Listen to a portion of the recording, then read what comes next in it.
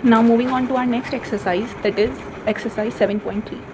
When a single six-sided die is rolled, what is the total number of possible outcomes in the sample space? तो पहले तो हमें sample space बनाना है और फिर हम उसमें total number of outcomes count कर दिए कि अगर एक सिंगल साइडेड डाई को हम रोल करते हैं तो क्या पॉसिबल आउटकम्स हमारे पास आती हैं सैम्पल स्पेस में।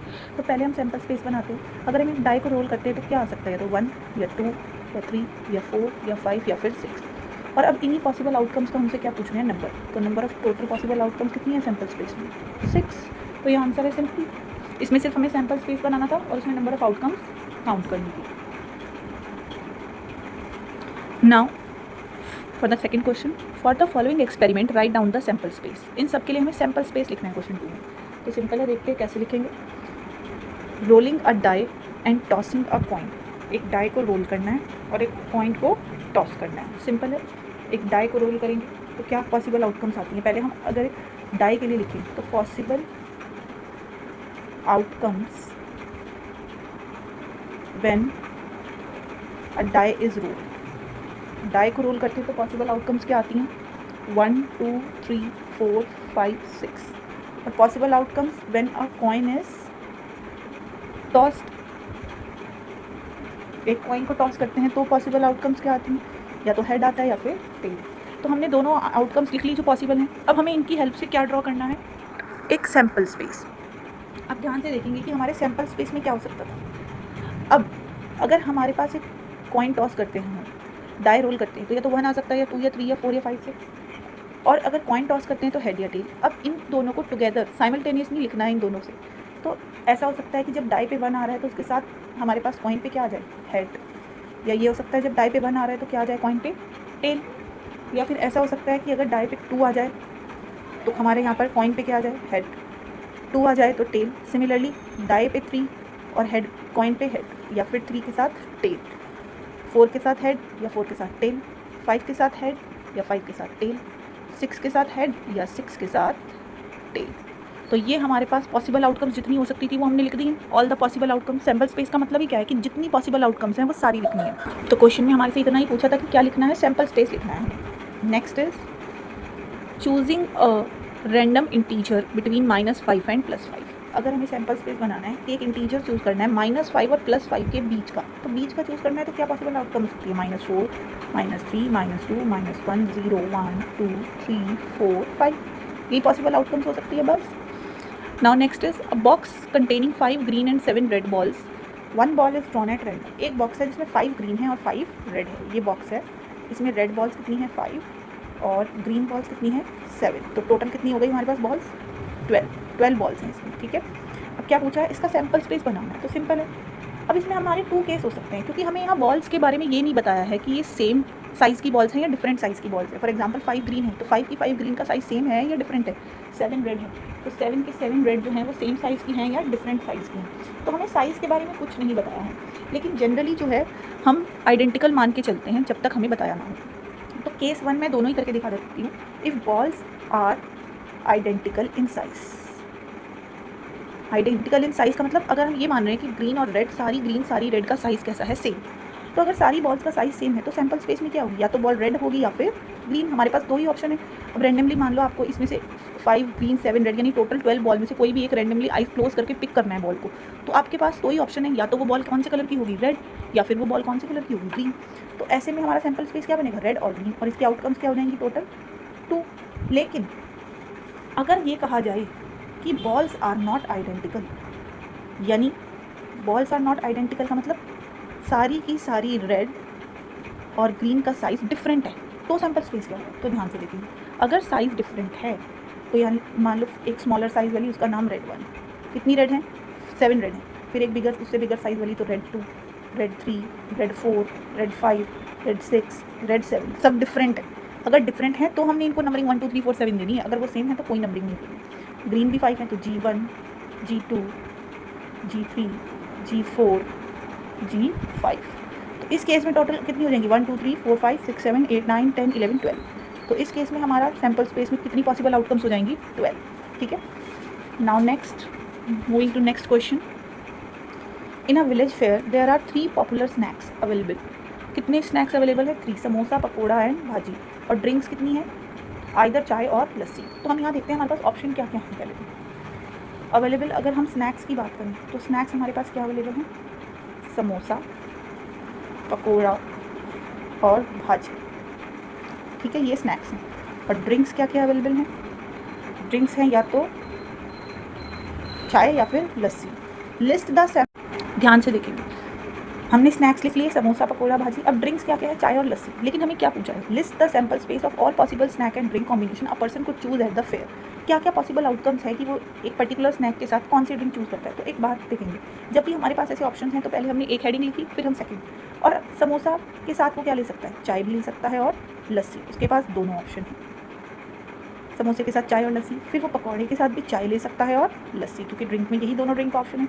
अब भाजी के साथ भी उसके पास 2 ही ऑप्शन है, चाय और लस्सी। तो हमने दोनों ऑप्शंस ऐसे लिखने, पहले हमने स्नैक्स लिख लिए फिर ड्रिंक्स लिख लिए। अब सैम्पल स्पेस की बात करें या कॉम्बिनेशन क्या क्या बनेगी, तो शॉर्ट में लिखेंगे कॉम्बिनेशन। या तो समोसे के साथ चाय है तो कॉम्बिनेशन क्या हो जाएगी हमारे पास, समोसा एंड चाय। मैं पूरा सैम्पल स्पेस ही बना रही हूँ अभी, सैम्पल स्पेस टोटल एक ही बारी में। या फिर समोसे के साथ क्या हो सकता है, लस्सी, पकौड़े के साथ चाय या फिर पकौड़े के साथ लस्सी, भाजी के साथ चाय या फिर भाजी के साथ लस्सी। तो यही पॉसिबल कॉम्बिनेशन हो सकती है। तो फर्स्ट पार्ट में तो हमें कॉम्बिनेशन बता दी थी, तो हमने कर दिया। Now list the event of selecting a samosa as a snack. अब मुझे वो इवेंट लिखने हैं। सैम्पल स्पेस मैंने लिख दिया है, क्या है सैम्पल स्पेस, ये कंप्लीट। इसमें से मुझे इवेंट कौन सा पूछा है, इवेंट पूछा है of selecting samosa as a snack. मुझे वो इवेंट लिखने हैं जिसमें मेरे पास समोसा है एज अ स्नैक। अब ध्यान से देखेंगे, ऐसा इवेंट जो मेरे पास, जिसमें मेरे पास समोसा होना चाहिए स्नैक। तो ध्यान से देखेंगे इसमें से वो कौन से इवेंट है। तो ऐसे कौन से इवेंट है जिसमें समोसा आ रहा है, ये 2 ही इवेंट हैं। तो कौन से हो जाएंगे, समोसा विद चाय एंड समोसा विद लस्सी। तो हम यही 2 इवेंट लिखेंगे, समोसा विद चाय, समोसा विद लस्सी। प्रोबेबिलिटी नहीं पूछी थी, बस हमसे सैम्पल स्पेस पूछा था और सिंपल है ये। Moving on to our next exercise, very easy, it has only 2 question, बहुत सिंपल है। और एक न्यू टॉपिक देखेंगे हम, ट्री डायग्राम कैसे बनाना है वो भी सीखेंगे। There are 2 fruit baskets A and B. Basket A has 1 apple and 2 oranges. Basket B has 1 banana and 1 mango. You randomly pick 1 fruit from each basket. पहली बात करते हैं कि फ्रूट्स की बात हो रही है और बास्केट्स की। जैसे अभी हमारे पास स्नैक्स और ड्रिंक था, ऐसी 2 बास्केट्स हैं। तो पहले हम बात करते हैं, हमारे पास 2 फ्रूट्स हैं, एक है बास्केट ए में और दूसरे हैं बास्केट बी। ठीक है, तो हमने 2 फ्रूट्स लिख लिए, बास्केट ए में और बास्केट बी में। बास्केट ए में क्या क्या है, ध्यान से देखेंगे। Basket A has 1 apple and 2 oranges. Oranges तो सेम ही होंगे ना, तो बार बार ऑरेंज लिखने की जरूरत नहीं है। एप्पल है और क्या है, ऑरेंजेस हैं। बास्केट बी में क्या है, 1 बनाना एंड 1 मैंगो। मैंगो है और बनाना है। तो हमें क्या बनाना है, randomly pick 1 fruit from each basket, draw a tree diagram showing all the possible pair. अब पॉसिबल पेयर्स बनाने हैं, तो देखो पहले आप एक बास्केट में जो भी है, ये फ़र्क नहीं पड़ता कि इसमें कितने एप्पल हैं कितने ऑरेंजेस हैं। हमने बस ये लिख लिया कि एप्पल हैं और ऑरेंजेस हैं। अब एप्पल के साथ हम दूसरी बास्केट में से क्या पिक कर सकते हैं। अगर मैंने फर्स्ट बास्केट में से एप्पल पिक किया तो सेकंड बास्केट में ऑप्शन क्या है, बनाना भी है और मैंगो भी है। तो मैंने एप्पल पिक किया तो मैं उसके साथ बनाना भी ले सकती हूँ और मैंगो भी ले सकती हूँ। अगर मैंने ऑरेंज पिक किया तो उसके साथ भी मेरे पास 2 ऑप्शन है, या तो बनाना या फिर मैंगो। तो फ्रूट्स में से हमारे पास फर्स्ट बास्केट में क्या ऑप्शन थे, एप्पल और ऑरेंजेस। अब एप्पल के साथ बनाना भी लिया जा सकता है या मैंगो भी, ऑरेंज के साथ भी बनाना भी लिया जा सकता है या फिर मैंगो भी। तो ये होता है हमारा ट्री डायग्राम। ट्री डायग्राम तो बहुत ईजी। अब ध्यान से देखेंगे, एप्पल कितने थे, अब यहाँ मैंने नंबर लिख लिया है। एप्पल कितने थे, 1, और ऑरेंजेस कितने थे, 2। ये हमारे पास क्या है, 1 1 क्वान्टिटी। अब अगर कोई मुझसे पूछा है कि बास्केट ए में से एप्पल उठाने की क्या प्रोबेबिलिटी है, एप्पल उठाने की, तो प्रोबेबिलिटी का फॉर्मूला क्या होता है, फेवरेबल आउटकम जो हमें चाहिए upon sample space, total outcome favourable upon total. अब बास्केट ए में टोटल कितने फ्रूट्स हैं, 3। बास्केट ए में टोटल फ्रूट्स कितने हैं, 2 और 1 3। और बी में कितने हैं, मैंगो है या बनाना है, यानी 2 फ्रूट्स हैं। एप्पल कितने हैं मेरे पास, 1। तो एप्पल की प्रोबेबिलिटी क्या होगी, 1 एप्पल, और टोटल कितने हैं, 3। ऑरेंजेस निकालूंगी तो ऑरेंजेस की 2/3, क्यों, क्योंकि 2 ऑरेंजेस हैं और टोटल कितने फ्रूट है, 3। इसमें से अगर मैंने बनाना लिया तो बनाना 1 है और टोटल कितने हैं, तो 1/2। मैंगो है तो मैंगो भी 1 है और टोटल कितनी है, 2। अगेन ये भी कितना है, 1/2, ये भी 1/2। तो ये हमने ट्री डायग्राम भी बना दिया और उसके आगे उसकी प्रोबेबिलिटीज़ भी हर एक इवेंट की लिख दी। अब हम देखते हैं कि क्वेश्चन में हमसे किस चीज़ को पिक करने के लिए बोला गया है। Draw a tree diagram showing all the possible, ये तो हमने कर दिया। लिस्ट द सैम्पल स्पेस, अब सैम्पल स्पेस बनाते हैं। सैम्पल स्पेस यानी कॉम्बिनेशंस, एप्पल के साथ बनाना या फिर एप्पल के साथ मैंगो। ऑरेंज के साथ क्या ऑप्शन नहीं है, तो ऑरेंज के साथ बनाना पिक कर सकते हैं या ऑरेंज के साथ मैंगो। तो यही हमारा क्या है, सैम्पल स्पेस। हम ऑरेंजेस 2 ऑरेंजेस लिखा है तो उन्हें अलग अलग ऑरेंजेस नहीं मानेंगे। जनरली हम आइडेंटिकल मानते हैं, सेम ही मानते हैं, तब तक अलग नहीं मानते जब तक क्वेश्चन में गिवन ना हो।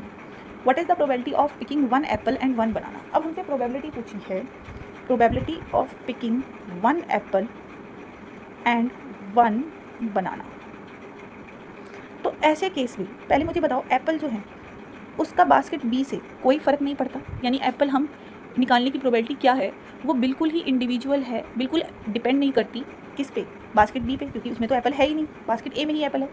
तो ऐसी प्रोबेबिलिटीज़ जो इंडिपेंडेंट है दूसरे से, जिनकी नंबर से दूसरे पे कोई डिफरेंस नहीं आता, तो ऐसी प्रोबेबिलिटी जो एक दूसरे पर डिपेंड नहीं करती, एप्पल बास्केट ए में है उसका बनाना से कोई रिलेशन नहीं है, तो ऐसी प्रोबेबिलिटी इंडिपेंडेंट प्रोबेबिलिटी के केस में हम कैसे निकालते हैं। एप्पल निकालने की प्रोबेबिलिटी क्या थी, 1/3 मल्टीप्लाई, ऐसे केस में हम मल्टीप्लाई करते हैं इंडिपेंडेंट की प्रोबेबिलिटी के केस में। 1 बनाना की क्या है 1/2, तो 1 1 = 1, 3 2 = 6, तो इस केस में 1 एप्पल एंड 1 बनाना की प्रोबेबिलिटी क्या हो जाएगी 1/6। अब मैंने यहाँ मल्टीप्लाई क्यों किया, ये हमारे लिए थोड़ा न्यू है।